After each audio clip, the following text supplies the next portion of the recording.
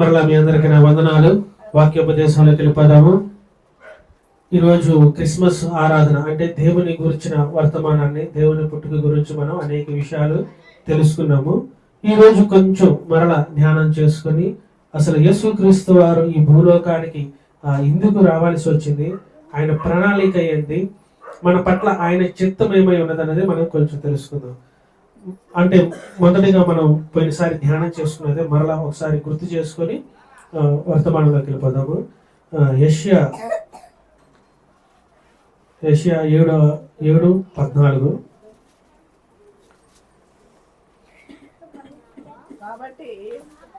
కాబట్టి ప్రభు తానే ఒక సూచన మీకు చూపును, ఆలకించుడి.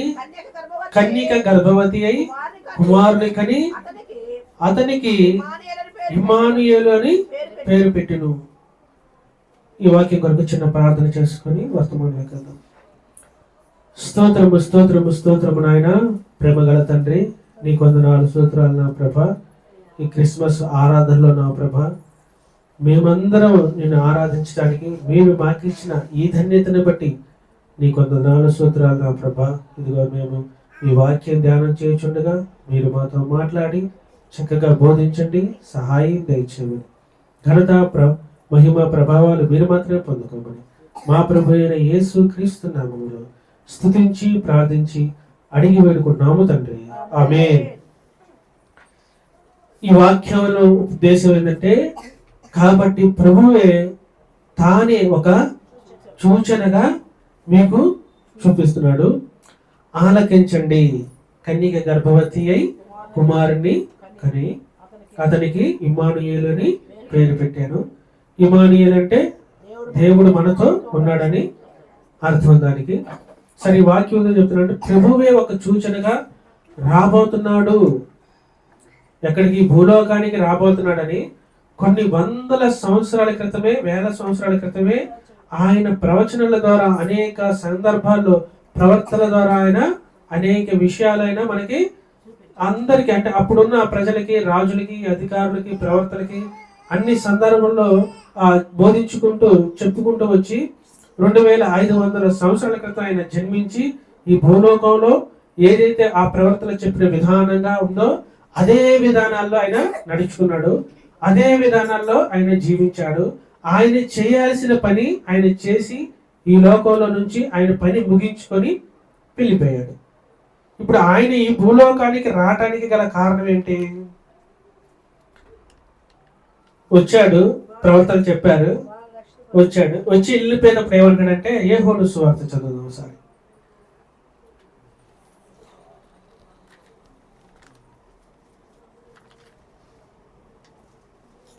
ఆయన భూలోకానికి వచ్చాడు, మరణించి తిరిగి లేచి. యోహాను సువార్త 14:3 చదువుకుందాం. నేను వెళ్ళి మీకు స్థలము సిద్ధపరిచిన ఎడల నేనుండు స్థలములో మీరును ఉండులాగా మరలా వచ్చి నా యొద్ద నుండుటకు మిమ్ములను తీసుకొని పోదును. ఆయన రావడానికి గల కారణం ఏంది? ఆయన వచ్చాడు, ఎలా అయితే ప్రవచనం ద్వారా వస్తానని వచ్చాడో, వచ్చి ఈ లోకంలో జీవించాడో, జీవించిన తర్వాత మరలా ఆయన వెళ్ళిపోయేటప్పుడు ఏమన్నాడంటే, మరలా నేను వస్తాను, నేను వెళ్ళి మీకు స్థలము సిద్ధపరుస్తాను, నేనుండు స్థలములో మీరును ఉండులాగున మరలా వచ్చి నా యొద్ద నుండుటకు మిమ్మును తీసుకొని పోతాను. ఇప్పుడు ఏదైతే మనకి ప్రవచనం ద్వారా ఆ కాలంలో చెప్పబడిందో, మరలా యేసుక్రీస్తు కాలం అప్పుడు యేసుక్రీస్తు ఏం చెబుతున్నాడంటే, మరలా ఇంతకు ముందు నేను ఎలాగైతే వచ్చాను ప్రవచనం ద్వారా, అలాగే మరలా నేను ఇప్పుడు వస్తాను. ఎక్కడికి వస్తాను అంటాడు? ఈ భూలోకానికి వచ్చి నేనుండే స్థలంలో మీరు ఉండటానికి మీకు స్థలం సిద్ధపాటు చేసి మిమ్మల్ని మరలా వచ్చి తీసుకొని వెళతాను అని ఆయన చెప్తున్నాడు. అంటే ఈ వాక్యం మీకు ఎందుకు చెప్తున్నానంటే, ఆ ప్రవచనాలు ఎలా అయితే నెరవేరినాయో ఈ ప్రవచనాలు భవిష్యత్తు కాలంలో నెరవేరుతాయి. వాటిని మనం అప్పుడు కళ్ళారా మనం చూస్తాము. ఏమన్నప్పుడు అంటాడు కదా, నా కనులారా నేను నిన్ను చూస్తాను. ఇప్పుడు ఈ మాట ఏంటంటే, నా కనులారా నేను ఆయన రాజ్యాన్ని చూస్తాను. అసలు ఆయన రావడానికి కారణం ఏంటంటే, దేవునితో పాటు మనం ఉండాల్సిన భాగ్యాన్ని మనం పోగొట్టుకుంటాం వలన మరలా దేవుడే శరీరధారిగా ఈ లోకంలోకి వచ్చి, నేనుండే స్థలానికి మిమ్మల్ని తీసుకొని పోతాను, నాతో పాటు కూడా మీరు జీవించాలి, ఈ లోకంలో ఉన్నట్టుగా మీరు జీవించకూడదు కానీ నాతో పాటు మీరు జీవించాలి. తర్వాత ఇంకో మాట కూడా చూద్దాము, మార్కు సువార్త 16-15 కూడా చూద్దాం. అంటే దేవునితో పాటు మనల్ని నిలబెట్టడానికి, దేవునితో పాటు మనల్ని ఐక్యం చేయడానికి, దేవుని ఆలోచనలతో మనం జీవించడానికి ఆయన ఈ లోకానికి వచ్చి సమస్తమును సమకూర్చి ఆయన వెళ్ళి మరలా వస్తాను అని చెప్తున్నాడు. 16వ అధ్యాయము 15వ వచనం చదువు. మరియు మీరు సర్వలోకమునకు వెళ్ళి సర్వ సృష్టికి సువార్తను ప్రకటించుడి. నమ్మి బాప్తిస్మము పొందినవాడు రక్షింపబడును, నమ్మని వానికి శిక్ష విధింపబడును. ఇందువల్ల మనం మాట్లాడుకున్నది ఏంటంటే, నేను మీకు స్థలం సిద్ధపాటు చేస్తానంటే ఆ స్థలంలోకి అందరూ వెళతారా? అందరూ వెళ్ళరు. ఏమేమి ఉండాలంటే ఆయన్ని నమ్మి బాప్తిసం పొంది సర్వలోకానికి వెళ్ళి సువార్తను ప్రకటించండి. ఫస్ట్ మనం చేయాల్సిందంటే సర్వలోకానికి వెళ్తున్నాము, సర్వలోకానికి సర్వ సృష్టికి మనం సువార్తని ప్రకటిస్తున్నాము. నమ్మి బాప్తిసము పొందినవాడు రక్షించబడును, నమ్మని వానికి శిక్ష విధింపబడును. అంటే ఎవరైతే యేసుక్రీస్తు వారు వచ్చారో ఈ భూలోకంలో జీవించాల్సిన, అంటే దేవుడు ఏమన్నా దుర్మార్గుడా?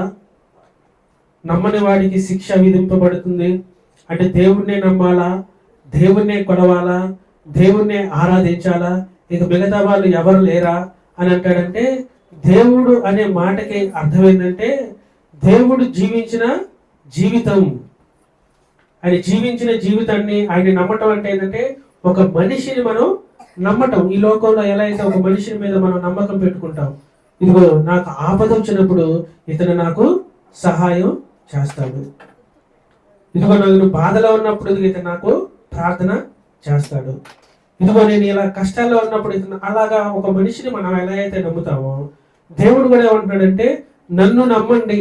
అంటే నన్ను నమ్మండి అంటే ఆయన కొలవటం, ఆయన మొక్కటం, ఆయన పాదాలు కడగటం, ఆయన కడిగిన పాదాలు నెత్తిని జల్లుకోవటం ఈ కాదు. దేవుడు ఏదైతే అనుసరించాడో, అంటే ఎవరిని మనం దూషించకూడదు, ఎవరిని అవమానించకూడదు, ఎవరిని బాధ పెట్టకూడదు. ఇటువంటి లక్షణాలు కలిగి ఆయన రాజుగా వచ్చాడు. ఆయన రాజు ఒక సిద్ధాంతాన్ని పెట్టుకున్నాడు. ఆయన ప్రకారంగా మీరు జీవించిన వారికి మాత్రమే పరలోక రాజ్యం ఉంటుంది. నువ్వు ఇక్కడ గొడవలు పడి, ఇక్కడ అబద్ధాలు ఆడి, ఇక్కడ దొంగతనాలు చేసి, ఇక్కడ దోచుకొని, ఇక్కడ అన్నదమ్ముల మధ్య సఖ్యత లేకుండా, తల్లిదండ్రుల మధ్య సఖ్యత లేకుండా ఉండి నువ్వు పరలోక రాజ్యానికి చెందిన వాడివి కావు. అందుకని ఎవరైతే ఏది నమ్మాలి? ఇప్పుడు ఈ లోకంలో నువ్వు జీవించాల్సిన జీవితం ఎటువంటిదో నువ్వు ముందు నమ్మాలి. ఈ లోకంలో జీవించాల్సిన జీవితం ఎవరు నమ్మాలి? యేసుక్రీస్తు వారు ఎలా అయితే జీవించాడో ఆ జీవితాన్ని నువ్వు జీవించడమే దేవుణ్ణి నమ్మటం. ఏంటి దేవుని నమ్మటం అంటే? ఆయన జీవించిన జీవితాన్ని నువ్వు అనుసరించటమే. ఆయన ఎవరు కొట్టమని చెప్పలా, ఎవరిని తిట్టమని చెప్పలా, ఎవరి ముందు ఈ అబద్ధాలు ఆడమని చెప్పలేదు, ఏం చెప్పలేదు. అందుకనే ఆయన్ని మనం అనుసరించటం, ఆయన్ని నమ్మటం. ఆయన ఎలా అయితే అన్నాడు అలా నమ్మిన వాళ్ళకి రక్షణ దొరుకుతుంది. ఏదంటే ఆయన పునరుద్ధానం వెళ్ళాడు కదా, ఆ రక్షణ దొరుకుతుంది. తర్వాత చదువుదామా, మత్తయి సువార్త 28-17 కూడా చదువు. అందుకని నమ్మటం అంటే ఏంటంటే, నమ్మటం అంటే దేవుణ్ణి అనుసరించటం, దేవునితో పాటు మనం నడవటం. ఆ నడవడిక నీకు లేకపోతే ఎన్ని క్రిస్మస్లు చేసుకున్నా దేవుణ్ణి అనుసరించకపోతే వ్యర్థమే. చదువమ్మా. వారు ఆయనను చూచి ఆయనకి మొక్కిరి గాని సందేహించిరి. ఏదంట, ఇక్కడ యేసుక్రీస్తు వారు చనిపోయి మరలా తిరిగి లేచి ఆయన ఒక ప్రత్యేకమైన స్థలమునకు తీసుకొని పోయి ఆయన నిరూపించుకుంటూ అంటే ఆయన తెలియపరచుకోవడం చేస్తున్నప్పుడు వాళ్ళు ఏమంటారంటే వారు ఆయనను చూచి ఆయనకు మొక్కిరి గాని కొందరు సందేహించారు. ఏం చేశారట? కొందరు సందేహించారు. అంటే మనకు కూడా సందేహం ఉంటుంది. ఈ లోకంలో జీవించిన జీవితం ఎటువంటిదైనా సరే మనకేమవుతుంది? ఉంటే ఉంటాము, పోతే పోతాము. దేవుడు లేడు, ఏముడు లేడని కొంతమందికి ఏముంటది? సందేహం ఉంటది. దేవుడు చేసిన కార్యాలు చూస్తారు, దేవుడు చేసిన అద్భుతాలు చూస్తారు, దేవుడి పట్ల జీవించే మనుషులను చూస్తారు, కానీ వాళ్ళకి ఏముంటది? సందేహం ఉంటది. పరలోక రాజ్యం ఉందా? నరకం ఉందా? మరి జీవించే వాళ్ళు బాగానే జీవిస్తున్నారు కదా, తిరిగే వాళ్ళు బాగానే తిరుగుతున్నారు కదా, డబ్బు సంపాదించేవాడు బాగానే డబ్బు సంపాదిస్తున్నాడు కదా, నేను కూడా అలాగ ఉండొచ్చు కదా అని మనకేముంటదంటే దేవుడి రాజ్యం పట్ల మనకేముంటది? సందేహం ఉంటది. ఈ సందేహం ఉండడం వల్ల ఏంటంటే ఆయన పిలిచి హెచ్చరిస్తాడు. చదవమ్మా. అయితే యేసు వారి యొద్దకు వచ్చి పరలోకమందును భూమి మీదను నాకు సర్వాధికారము ఇవ్వబడి ఉన్నది. ఏంటంట? మీరేమి సందేహించాల్సిన పని అయితే ఏమి లేదు. మీకున్న ఆలోచనలన్నీ వ్యర్థమైన ఆలోచనలు, వ్యర్థమైన అలవాట్లు. ఎటు నుంచి ఎటు మనిషి మైండ్ తిరుగులాడుతూ ఉంటుందో, ఎటు నుంచి ఎటు ఆలోచిస్తుందో ఎవరికి తెలియదు. ప్రతి దానికి సందేహమే. రక్షణ పొందాలన్నా సందేహమే, ఏదైనా పనులు చేయాలన్నా సందేహమే, మనుషుల్ని నమ్మాలన్నా సందేహమే, దేవుణ్ణి నమ్మాలన్నా ఆఖరికి సందేహమే. ఈ సందేహాలు అనుమానాల మధ్య మీరేమి ఉండాల్సిన పని లేదు. మీకు నేను చెప్పేది ఏంటంటే సర్వ అధికారం నాకు ఇవ్వబడింది. ఎక్కడ ఇవ్వబడింది? భూలోకంలోను పరలోకంలోను నాకు సర్వాధికారాలు ఇవ్వబడ్డాయి. అయితే యేసు వారి యొద్దకు వచ్చి పరలోకమందును భూమి మీదను నాకు సర్వ అధికారము ఇవ్వబడి ఉన్నది. మీరు సందేహించాల్సిన పని లేదు. నేను తిరిగే లేచాను. మీరు ఈ భూమి మీద కానీ పరలోకం మీద కానీ నాకు సర్వాధికారము ఇవ్వబడింది. ఈ పరలోకం ఎక్కడుంది? మత్తయి సువార్త 6:33 చూడండి. పరలోక రాజ్యం గురించి ఒక చిన్న మాట చదువుకొని మనం ముగించుకుందాం, టైం అవుతుంది కాబట్టి.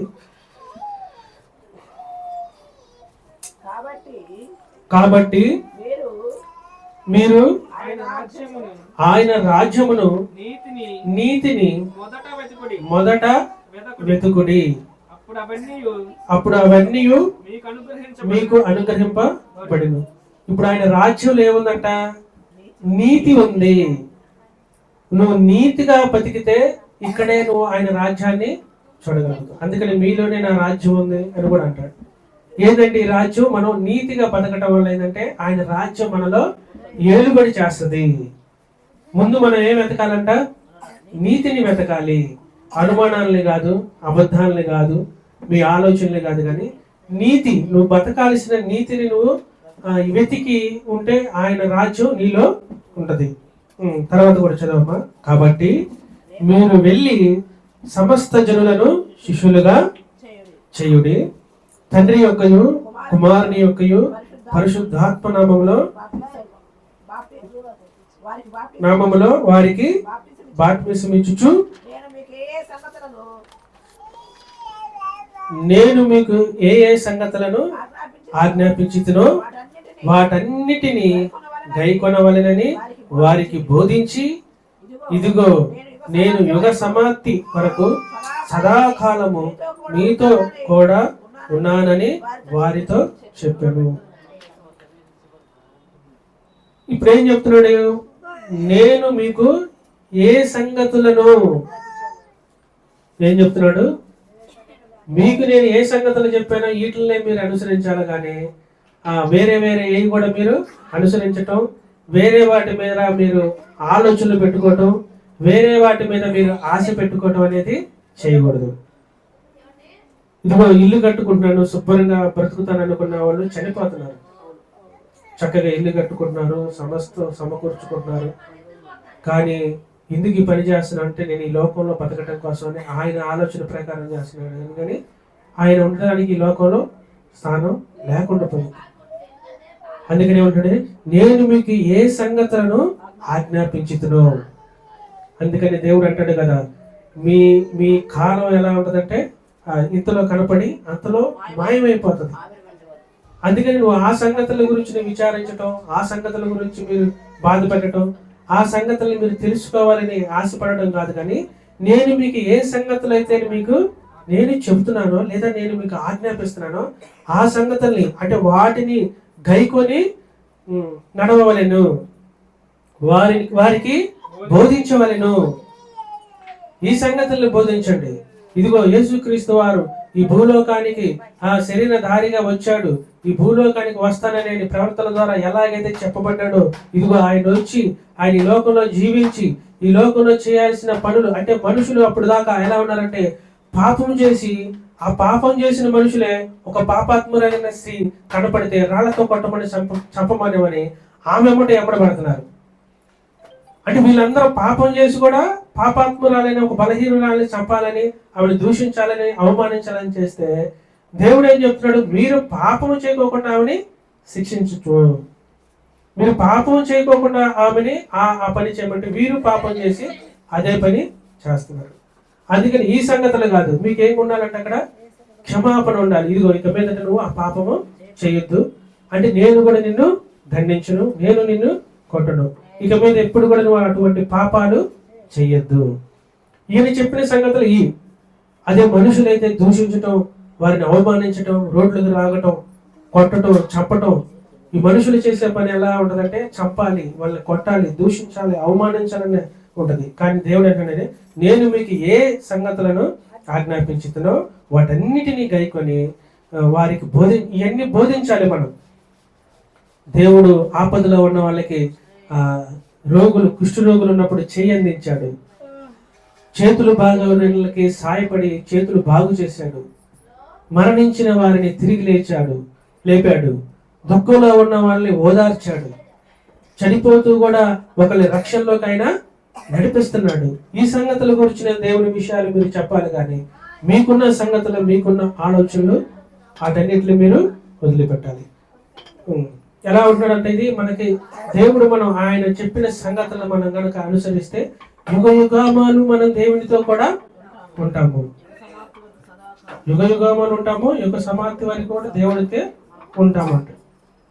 ఈ మాట చెప్తున్నా కానీ కొంతమందికి అనుమానాలే. మీకు ఏ సంగతులు బోధించామనుకుంటే ఇవన్నీ కూడా అనుమానాలే.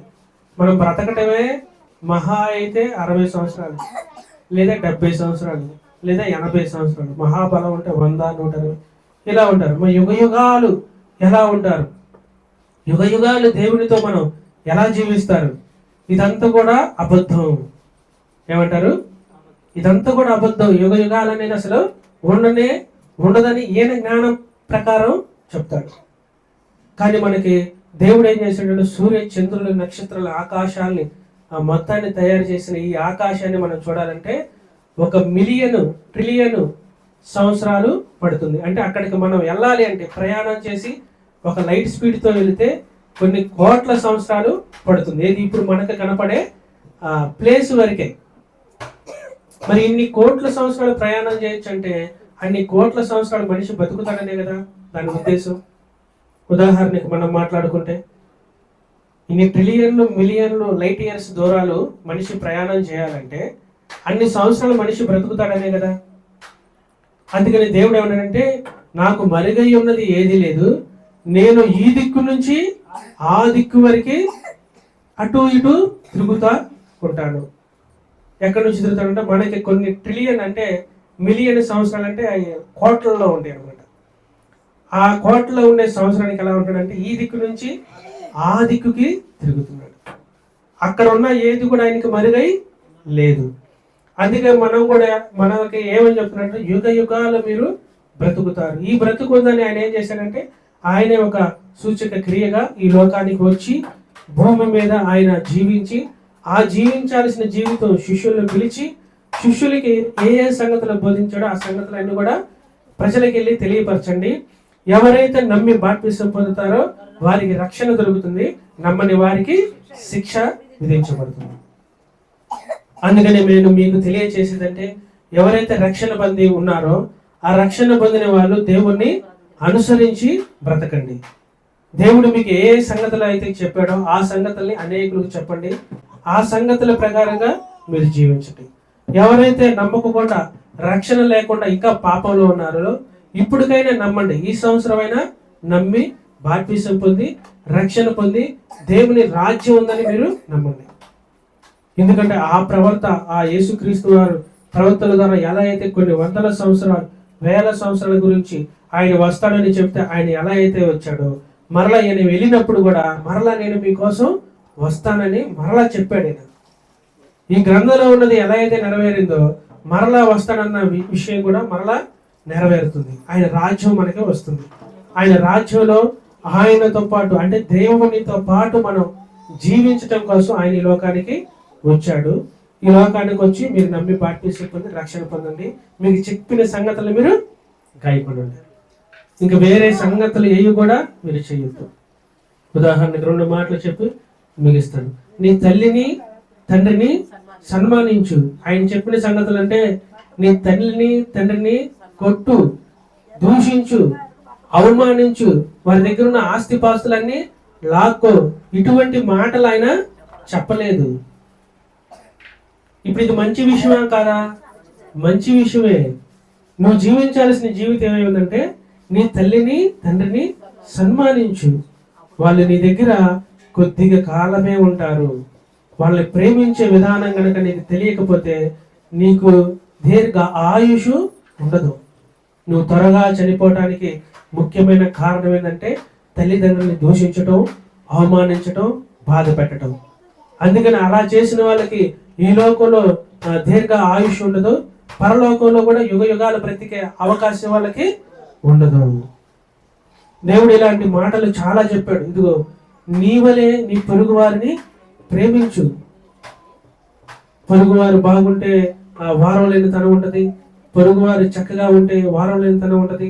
పొరుగువారు ఏదైనా చేసుకున్నా కానీ చాలా మందికి కుళ్ళు కుతంత్రాలు వాళ్ళ మనసులో నిండిపోతాయి. అలా నిండటం వల్ల నీకేమొస్తుంది? పాపం వస్తుంది. ఈ పాపంతో బతికే జీవితం నీకు పరలోక రాజ్యంలో స్థానం లేదు. అంతే. అందుకనే ఒక చోట ఉంటుంది, రక్త మాంసాలు పరలోక రాజ్యానికి చెందినవి కాదు, తిండి తిప్పల్లో అక్కడ ఉండవు. మీరు తినడానికి మీరు అనుభవించడానికి ఈ లోకంలో ఎక్కువ శ్రద్ధ చూపిస్తారు. అందుకని మీ క్రియలు ఏమైనా ఉంటే దేవుడు మీకు ఏ ఏ సంగతులు బోధిస్తున్నాడో ఆ సంగతుల్ని మీరు గైకొని వాటి పక్షాన మీరు నడిస్తే ఇప్పుడు ఎలా అయితే యేసుక్రీస్తు వారు పుట్టాడో మరలా అలాగా యేసుక్రీస్తు వారు మరలా తిరిగి వస్తాడు. ఆయన వస్తాడా లేదా అన్న మళ్ళీ మీకు అనుమానం కలగచ్చు. ఎందుకంటే ఆయన శిష్యులు అప్పుడు దాకా ఆయన నమ్ముకోకుండా ఇటు వాళ్ళు అటు పారిపోయి ఆయన గురించి సందేహిస్తే ఆయన చూచి ఆయన చెప్పిన సంగతులు విని ఇది నిజమా అని ఆయన కొట్టిన మేకుల్లో ఏలు పెట్టి చూసి నమ్మి ఏం చేశారు? సర్వలోకానికి వెళ్ళి సర్వ సృష్టికి వీళ్ళు సువార్త ప్రకటించి ఈ సువార్త ప్రకటిస్తే మిమ్మల్ని చంపుతాము అంటే చంపినా ఏమీ మాకు పర్వాలేదని అంత నిర్ణయం వాళ్ళు తీసుకున్నారు. ఒక మనిషి తిరిగి లెగవకపోతే మరలా వస్తానని ఆయన చెప్పకపోతే వాళ్ళు ఆ విషయాన్ని నమ్మకపోతే ఒక మనిషి చంపుతానంటే చంపు అని ముందుకెళ్ళేంత సాహసం వాళ్ళు చెయ్యరు. అందుకంటారు చంపాలనుకుంటే చంపు. మేము ఆయన చెప్పిన సంగతులు బోధించకుండా మేము ఉండలేము. ఆయన నీతిని ఆయన రాజ్యాన్ని వెతకండి మీరు, అప్పుడే మీకు ఆయన గురించి తెలుస్తుంది. అందుకని ఆయన అనేక విషయాలు తల్లిదండ్రులను సన్మానించండి, పొరుగు వారిని ప్రేమించండి, నీ సహోదరుని దూషించొద్దు, నీ ఆస్తి కానీ పూచుకు పొల కానీ ఆశించొద్దు. ఎవరైతే కుష్ఠరోగులు వాళ్ళు ఉన్నారో వాళ్ళకు అంటే వాళ్ళు మనం బాగు చేయకపోయినా పర్లేదు, ఎవరైనా రోగాల్లో బాధల్లో ఉన్న వాళ్ళని మనం బాగు చేయగల శక్తి దేవుడు మనకి ఇవ్వకపోయినా ప్రార్థన చేసే శక్తి ఇచ్చాడు. వాళ్ళకి మనం సహాయం చేసే చేతులు ఇచ్చాడు, మనకి ఆరోగ్యం ఇచ్చాడు. ఈ సహాయంతో వారికి మనం సహాయం చేయొచ్చు, వారి బాధల్లో మనం పాలు పొందలు పొందొచ్చు. అందుకని ఈ వాక్యాన్ని నేను మీకు చెప్పాను. ఈ వాక్యం మీకు అర్థమైంది అనుకుంటున్నాను. ప్రవర్తన ద్వారా ఎలా అయితే ప్రవచించి యేసుక్రీస్తు వారు వచ్చారో యేసుక్రీస్తు వారు కూడా ఎలా వెళుతా మరలా నేను మీకోసం వచ్చి మిమ్మల్ని తీసుకుని వెళ్తాను, నరకం పరలోకం ఉందని చెప్పాడు. దేవుడు మనకి ఏ ఏ సంగతులు బోధించాడో ఆ సంగతులు మీరు గైకొని ఈ క్రిస్మస్ ఆరాధనలు మీరు జరుపుకోవాలి, క్రిస్మస్ ని జరుపుకోవాలి. దేవుడి పట్ల మీరు భయభక్తులు కలిగి జీవించాలి, దేవుని ఆలోచనలతో ఉండాలి. క్రిస్మస్ కు పేరు చెప్పుకొని తాగటం, క్రిస్మస్ పేరు చెప్పుకొని ఇంకొక ఏదైనా పనులు చేయటం, ఇంకా గొడవలు, లేకపోతే ఇవన్నీ కూడా మీరు చేయదు. ఇంకా నాకు ఒక మాట గుర్తొచ్చింది. క్రిస్మస్కి మన అందరం ఎందుకు ఇట్లా తెల్లని వస్త్రాలు, కొత్త వస్త్రాలు మనం ఎందుకు ధరించామంటే, మనము ఆ కుటుంబంలో జన్మించిన పిల్లలం. యేసుక్రీస్తు వారు కుటుంబంలో మనం ఉన్నాము. అందుకనే ఎవరైనా పుట్టినరోజు జరుపుకుంటే ఆ పుట్టినరోజు సందర్భంగా వాళ్ళు ఏమైనా చేసుకుంటే ఏం చేస్తారంటే, అందరూ మంచి వస్త్రాలు ధరించుకొని ఒక గ్రాండ్గా ఇది మా అన్నది లేదా మా తమ్ముడిది, మా తండ్రిది అని అందరూ సంతోషంగా జరుపుకునే పండగ. అందుకనే మనందరూ ఇక్కడ మంచి వస్త్రాలు, అంటే శ్రేష్టమైన వస్త్రాలు ధరించుకొని ఆయనకి కుమారులుగా కుమార్తెలుగా మనం జీవించామనటానికి గుర్తు ఏంటంటే ఈ వస్త్రాలే. ఈ వస్త్రాలు ధరించుకుంటున్నామంటే ఆయన పిల్లలుగా మనం మార్చబడుతున్నాము. మార్చబడి అలా మనం జీవించాలని దేవుడు కోరుకుంటున్నాం. సరే, చిన్న ప్రార్థన చేసుకొని ముగించేసుకున్నాం. స్తోత్రము స్తోత్రము స్తోత్రము నాయన, ప్రేమగల తండ్రి, నీ వందనాలు స్తోత్రాలు నా ప్రభా. అయ్యా, క్రిస్మస్ ఆరాధన గురించి, ఈ భూలోకానికి శరీరధారిగా మీరు ఎలా వచ్చారో, అయ్యా మరలా మీరు మరణించి తిరిగి లెగిచి మీరు ఎలాగా మరలా వచ్చి అయ్యా మమ్మల్ని తీసుకొని వెళ్ళిపోతా అన్నారో మీ వాక్యం ద్వారా మీరు చక్కగా మాట్లాడారు. మీరు మాకు ఏ సంగతులు బోధించారో ఆ సంగతుల్ని సర్వ సృష్టికి వెళ్ళి సువార్తను ప్రకటించమన్నారు. అయ్యా మేము మాకు తెలిసినంత వరకు మేము బోధిస్తున్నాం నా ప్రభా.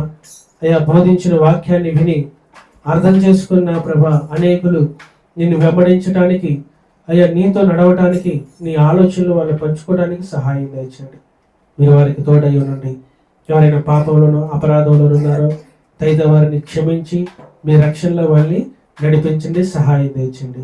ఎవరైతే నమ్మి ఇంకా సందేహపడుతున్నారో వాళ్ళ సందేహాలన్నీ విడిపించిన ప్రభా, మీకు సర్వ హక్కులు భూమి మీదను పరలోకము ఉండయని వాళ్ళు గ్రహించి నిన్ను చక్కగా అనుసరించడానికి సహాయం దయచేయండి. మీరే మాకు తోడై ఉండి నడిపించమని, ఘనత మహిమ ప్రభావాలు మీరు మాత్రమే పొందుకోమని మా ప్రభు అయిన యేసు క్రీస్తు నామమున స్తుతించి ప్రార్థించి అడిగి వేడుకుంటున్నాము తండ్రి. ఆమేన్.